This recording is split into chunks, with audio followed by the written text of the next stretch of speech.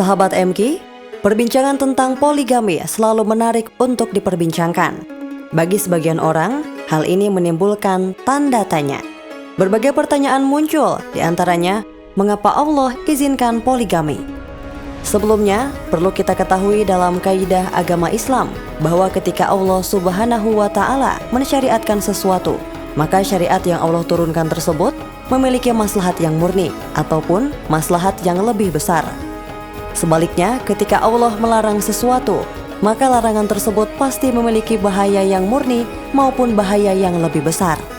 Sebagai contoh, Allah Subhanahu wa Ta'ala memerintahkan kita untuk bertauhid yang mengandung maslahat yang murni dan tidak memiliki mudarat sama sekali bagi seorang hamba.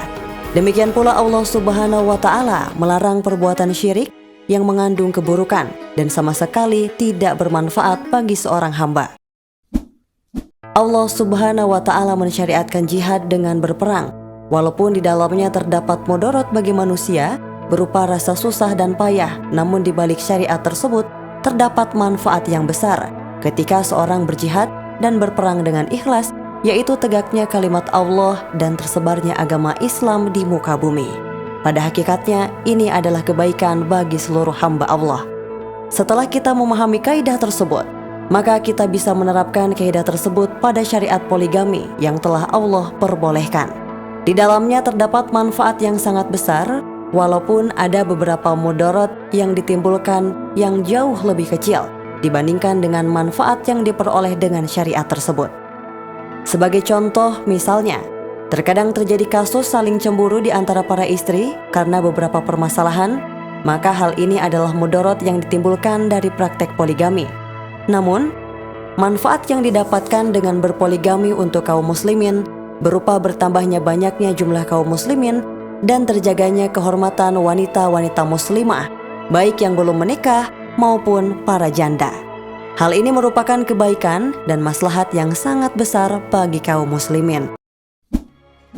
Bolehnya melakukan poligami dalam Islam berdasarkan firman Allah Subhanahu wa Ta'ala. Dan jika kamu takut tidak akan dapat berlaku adil terhadap hak-hak perempuan yang yatim, bila mana kamu menikahinya, maka nikahilah wanita-wanita lain yang kamu senangi, 2, 3, atau 4. Kemudian jika kamu takut tidak dapat berlaku adil, maka nikahilah seorang saja atau budak-budak yang kamu miliki. Yang demikian itu adalah lebih dekat kepada tidak berbuat aniaya. Quran Surat An-Nisa ayat 3. Sahabat MK, dalam praktiknya, poligami tidak mudah dilakukan oleh setiap orang karena ada beberapa persyaratan yang cukup berat. Persyaratan tersebut diantaranya, pelaku poligami harus memiliki sikap adil di antara para istrinya. Yang kedua, harus semakin meningkatkan ketakwaannya kepada Allah. Dan ketiga, harus dapat menjaga para istrinya, baik menjaga agama maupun kehormatannya. Dan keempat, wajib mencukupi kebutuhan nafkah lahir dan batin para istri dan keluarganya. Para ulama memang berbeda pendapat, setidaknya terbelah menjadi 2 soal poligami. Pertama, kalangan Syafi'iyah dan Hanbaliyah.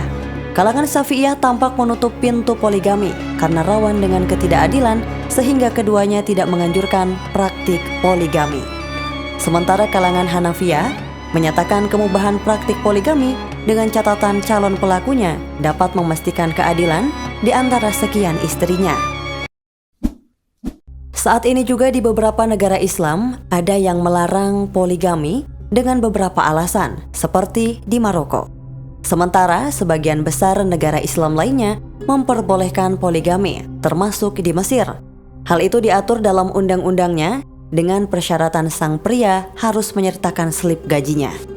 Sedangkan di Indonesia, poligami diatur dalam Undang-Undang Nomor 1 Tahun 1974 tentang perkawinan, Pasal 4 Ayat 1. Di dalamnya disebutkan, poligami dapat dilakukan dengan beberapa persyaratan, antara lain mendapatkan izin dari pengadilan agama yang dikuatkan oleh persetujuan dari istri atau istri-istrinya, memiliki jaminan kemampuan memberikan nafkah kepada keluarganya, serta kewajiban berlaku adil kepada istri-istri dan anak-anaknya.